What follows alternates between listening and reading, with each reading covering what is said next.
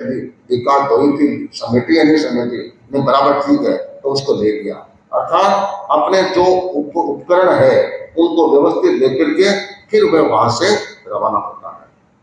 कई कई मुंह में पान खाते हैं और कई आजकल कई दबा कर रखे ना, गुटका गुटका क्या बोलते हैं उसको, कहीं ये जो भी होती है। तो ये जो ठिकाने आते हैं, पहले पुराने जमाने के पान गुंडा का चबान जाता, मुंड फुलेड़े से लेकर एक साइड में, तो वे खा के आते थे, उनको टोकते थे कि ठिकाने में आते ये खाते हुए नहीं आना चाहिए। तो वे अपने बाहर साफ करके एकदम व्यवस्थित करके फिर वे या ठिकाने में प्रवेश करते हैं। ठिकाने में तो आ जाए और मुंड चबा बोक रहे हैं, सुपारी उगड़ बोक रहे हैं, तो वह ठिकाने के अनुरूप नहीं होता है। तो ठिकाने का जो एक शिष्टाचार होता है उसका प्रॉपर पालन करते हुए फिर वे वहां से चलते हैं। तो स्कंदक सन्यासी ठिकाने में तो अपने ढंग से रहता है, हम भी बाहर जाएंगे तो कैसे जाएंगे, एक पछेवड़ी बांधी, पछेवड़ी बांध करके व्यवस्थित किया, मोमबत्ती सब चेक की, चेक करने में होगा लिया, अगर कहीं गोची जाना है तो पात्र ली, जोड़े में डाला। अर्थात हमारे लिए जो भी उपयुक्त सामग्री है, जरूरी सामग्री को हम लेकर के फिर यहाँ से प्रस्थान करते हैं। इसी तरह ये परिव्राजक परंपरा का साधु था। तो बाहर जाते हैं तो बाहर जाने से पहले परिव्राजक परंपरा की जो ड्रेस कोड है उसके अनुरूप जाना पड़ता है। तो भगवती सूत्र के इसके माध्यम से अपने को इन परिव्राजकों की ड्रेस कोड क्या होती है इसका भी हमें थोड़ा सा ज्ञान हो जाता है। तो उसमें बताया गया है कि अंदर गया जाकर के सबसे पहले त्रिदंड लेता है। त्रिदंड का मतलब लकड़ी का होता है, नीचे एक लकड़ी, ऊपर 3 लकड़ियां होती है। जैसे शिव जी का त्रिशूल देखते हैं ना आप, वह लो का होता होगा, पता नहीं किसका होता है, किंतु यह 3 लकड़ी का होता है। तो यह त्रिदंड रखते हैं। ये त्रिदंड रखने के पीछे उनका दृष्टिकोण यह होता है मन, वचन और काया। ये उसके 3 प्रतीक होते हैं, 3 डंडे निकले हुए होते हैं। इनका मुझे नियंत्रण में रखना है, इस प्रेरणा के स्वरूप उसको त्रिदंड धारण करते हैं। तो हाथ में त्रिदंड लिया, फिर कमंडलू, इनके पास एक कमंडलू होता है, दिगंबर मुनियों के पास भी रहता है, जिसमें पानी आदि कोई भी चीज रखते हैं। तो कमंडलू धारण किया। कमंडलू धारण करने के बाद फिर एक रुद्राक्ष माला जो गले में पहनते हैं, उस गले में रुद्राक्ष माला को पहना। पहनने के बाद एक टिक्की होती है, छोटी सी लकड़ी की बनी हुई होती है, तो वह भी हाथ में टिक्की आप देखते होंगे। जैसे ये किताब है हम पढ़ते हैं ना, तो एक लकड़ी की टिक्की होती है, पिच होती है, उसके ऊपर रख देते हैं तो किताब भी खराब नहीं होगी, तो हाथ में बार बार लेके बैठना भी नहीं पड़ता है। तो ये टिक्की भी होती है। तो वह भी उनको साथ में ली, उनके क्रम का एक आसन लिया। जैसे आप सफाई करते हैं, हम भी कहीं जाते हैं तो वह आसन हम साथ में लेते हैं। तो आसन भी इनके अलग अलग प्रकार के होते हैं, घास का भी होता है, मृग चर्म होता है, जैसे हरिण होता है उसकी चमड़ी का भी, खाल का भी बना हुआ होता है, इनके अलग अलग होते हैं। तो वह आसन भी साथ में लिया। फिर केसरी का, उनके जो पात्र होते हैं उनको पोंछने के लिए एक कपड़ा होता है जिसको पोंछते हैं। जैसे हम लोग गोसी जाते हैं ना, तो पात्रियां साफ है तो भी झोली में डालने से पहले एक बार सूखे कपड़े से वापस पोंछते हैं, पोंछ करके उसको बाहर करते हैं। मुझे याद है हम छोटे थे, हमारे संस्था पक्ष दादाजी थे, तो उन्होंने कहा रे खड़े लिया वापस आती जी माँ, तो मैं सीधा लेगा, नहीं नहीं ऐसे नहीं। वो दादी ने पूछ, वो कपड़े से पूरी थाली ने साफ कर, बाटकी ने साफ कर, उसके बाद लेके आना। साफ किया नहीं, तो सूखे कपड़े से पोंछो, पुराने जमाने की यह परंपरा थी। तो फिर सोचा ये क्यों है, मतलब मिट्टी नहीं जाए। तो सत्य मंत्री मुनीष ने फरमाया कि देख, ये लोगों को पता नहीं है, छोटे छोटे जीव होते हैं, कई बार बरसात में होते हैं, कुंठ हुए होते हैं, एकदम छोटे छोटे कण जैसे होते हैं, तो वे पता नहीं चलता। सूखे कपड़े से जोर नहीं मारना, हल्के से पोंछते हैं तो पूरी कचरा भी निकल जाता है, और ये छोटे मोटे जीव होते हैं वे भी साफ हो जाते हैं, उसके बाद खाते हैं। इसलिए मैंने जो चतुराई वाली होती है, विवेक वाली होती है, सुबह सुबह जिन बर्तनों को काम देते हैं उन बर्तनों को कई तो धोती होगी शायद वापस, कई वापस उसको पोंछती होगी। ये क्या है, उसका एक सिस्टम होता है, उसके हिसाब से काम किया जाता है। तो एक बार मुझे याद है मंत्री मुनीष कई बार फरमाते थे क्योंकि घासीराम जी स्वामी जब वे छोटे थे तो वे नथमल जी स्वामी रिछेद वालों के साथ थे, रिछेद वालों के साथ संभवतः पटियाला में विराज रहे थे। तो गोची जाने के लिए आज्ञा दी। एक नानग्या संत छोटे थे पात्री का, तो संयोग से थली में तो ये आंध्या बाजती रहे और थोड़ी बहुत मिट्टी आती रहे। तो देख उस पात्री में कोई मिट्टी पड़ी है ना, क्या पूछा, क्या जहना रखी, क्या विवेक रखा, कल इसकी जगह जीव हो तो कितना पाप लगता है। और था व्याख्यान उठा ही था, वो कितने 10-12 लोग खड़े थे, उनके बीच में जमा करके ओढ़वा दिया। देखो टैट महाराज गलती हो गई, आएंगे ध्यान रखना भाव।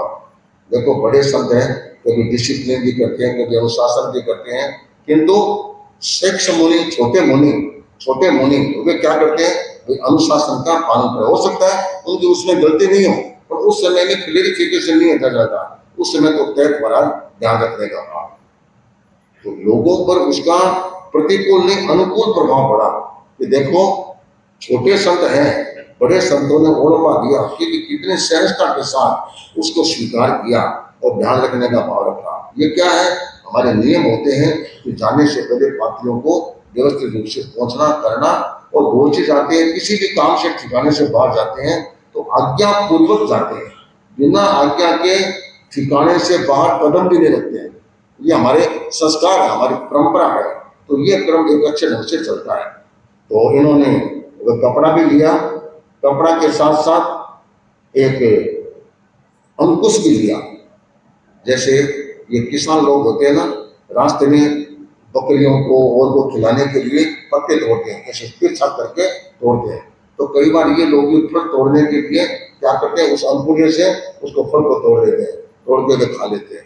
तो अंकुश ये भी इनके उपकरणों में एक उपकरण होता है, वे भी साथ देते हुए चलते हैं। और एक छलनी, पानी छाड़ने का दलना। पुराने जमाने में कि कोई भी परंपरा का साधु हो, कोई भी परंपरा का व्यक्ति हो, छलना छकना हमेशा साथ रखते थे। इसके बिना पानी नहीं, कच्चा पानी भी पीते हैं तो भी छाने बिना नहीं पीते। यहां तक भी अपने सावक विवेकशील होते थे, स्नान भी करना है तो भी पानी छाने बिना स्नान नहीं करते।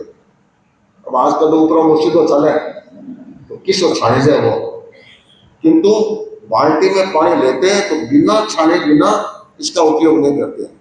इसलिए इस बात का सावक में विवेक रहता है कि पानी को बिना छाने यूज नहीं करना। अपने तो ऐसे तो आदर्श आता है सुजानगढ़ के रूपचंद जी शेठिया, उन्होंने अपनी विशाल हवेली का निर्माण किया, तो जितना पानी यूज किया बिना छाने बिना उसको यूज नहीं किया, एकदम बड़ी घटाई थी। इसलिए पीने का पानी तो पूरा छान करके ही कोई भी चीज यूज करते हैं, तो बिना छाने बिना पानी को यूज करना ये सावक की सीमा से बाहर होता है, ये नहीं होना चाहिए। ठीक है, जितना पा सके उतना पाए, अगर परंपरा बन जाए, संस्कार बन जाए तो उसका भी पालन अच्छे ढंग से हो सकता है। छलना लिया, उसके बाद कलाई पर यहाँ पर एक छोटा रुद्राक्ष का होता है, उसको भी दोनों हाथों में पहना, ये भी उनका एक प्रकार होता है। इसके साथ साथ एक छत्ता होता है ना, एक छत्ता धारण कर जैसे चलते हैं, उनके परंपरा में छत्र धारण किया। छत्र धारण के बाद में पदत्राण, पैर में चप्पल भी किसकी होती है, ये चमड़े की होती है, चमड़े से बनी हुई चप्पल होती है, उस चपड़े को उन्होंने धारण किया। उसके बाद सब चीज हो गई तो फिर गेरुआ वस्त्र ऊपर पहन लिया, पहन करके और फिर वहां से निकला। अब त्रिदंड, कमंडलू, रुद्राक्ष माला, आसन, ये तो क्या किया, हाथ में ले लिए और अब छत्र को ऊपर लगा लिया, रुद्राक्ष को जहां पर लगाना था वहां लगा लिया और कपड़ा ओढ़ लिया और फिर वे वहां से निकले। कैसे निकले, मध्यम मध्य निगत चित्ता जेनेव कैंजला नगरी तेनेव छत्र खलाशय चाहिए।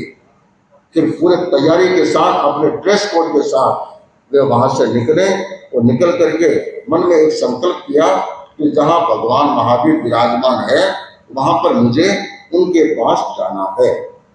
इस चिंतन के साथ वे वहां से चले। इधर प्रवचन संपन्न हो गया, लोग निकल गए।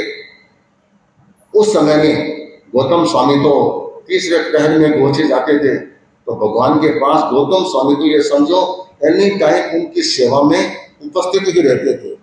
तो वे बैठे थे तो उस समय अचानक भगवान भाग गया। गौतम तत्काल खड़े हो गए। गोय माई समणे भगवम भगवम एवं बयासी दक्षिणम गोय मां पुब्ब संगयम। भगवान महावीर ने कहा गौतम आज तुम अपने पूर्व मित्र को देखोगे। सोचा अरे मैं अपने पूर्व मित्र को देखूंगा। किम कम बनते मेरा कौन सा पूर्व मित्र, उसका नाम क्या है? खंडयम नाम है, उसका नाम स्कंदक है जो तुम्हारा पूर्व मित्र है।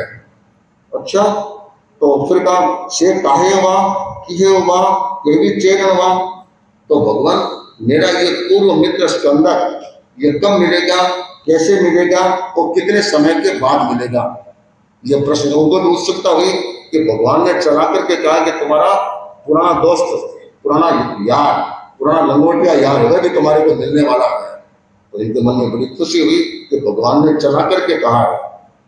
फिर उन्होंने भगवान ने वर्णन किया एवं खलु कोहिमा तत्क्षणम सावत्य नैर्ये गद्य बालस्य अंत्यवासी तंग चेव जाव जेनेव मम अंत्ये तेनेव पहारेत्र गमनाये से अधूरा गमे बहु संपत्ते अधान परिवन्ने अंतरा पहे वट्टहि अज्जेवनम दक्षसि कोयमा। के भगवान ने उसका पूरा वर्णन किया। तो ये गर्दबाल का शिष्य है, स्कंदक परिव्राजक है और अभी उसने ये संकल्प कर लिया है कि मेरे पास महावीर के पास पहुंचना है। इस संकल्प के साथ वहां से अपने परिव्राजक आश्रम से रवाना भी हो गया है और अब एकदम निकट आ गया है, थोड़ी दूरी पर है, बस मार्ग में चल ही रहा है, एकदम निकट पहुंच गया है और अब तुम जल्दी ही उसको देख लोगे। इसमें एक ही चीज के लिए चार बातें बताई। क्या? निकट आ गया है, अब थोड़ी दूर पर है, मार्ग में चल रहा, थोड़ी दूर पर है तो ये भी हो सकता है रुक गया हो, तो रुका हुआ नहीं है, थोड़ी दूर पर है और चल रहा है और निकट मार्ग, निकटवर्ती मार्ग पर ही है और तुम जल्दी ही उसको देख लो। ये कौन कहां पर चल रहा है इसकी भी एक प्रॉपर जानकारी देना ये भी बहुत बड़ी बात होती है। कई बार हम देखते हैं हमारे पास कोई भाई बैठा रहता है, मोबाइल पर फोन आता है कि भाई जी आया करो, बस मैं आ गया थे कि मैं सुलझमल बिहार का गेट नंबर 1 तक पहुंच गया। जब बैठे बैठे और सवाल होने बैठे हैं, किंतु बैठा कहीं है, बोलता कहीं का है, पहुंचता कहीं है। तो लोग या मोबाइल में पता नहीं चले, वो डब्बा होता तो पता तो लग जाता नहीं कि कहाँ पर वह है, कहाँ से बोल रहा है। तो आजकल तो पता नहीं चलता कौन कहाँ से बोलता है। किंतु पुराने जमाने में ये सिस्टम था कि कौन कैसे क्या कर रहा है, उस हिसाब से वे बोलते थे।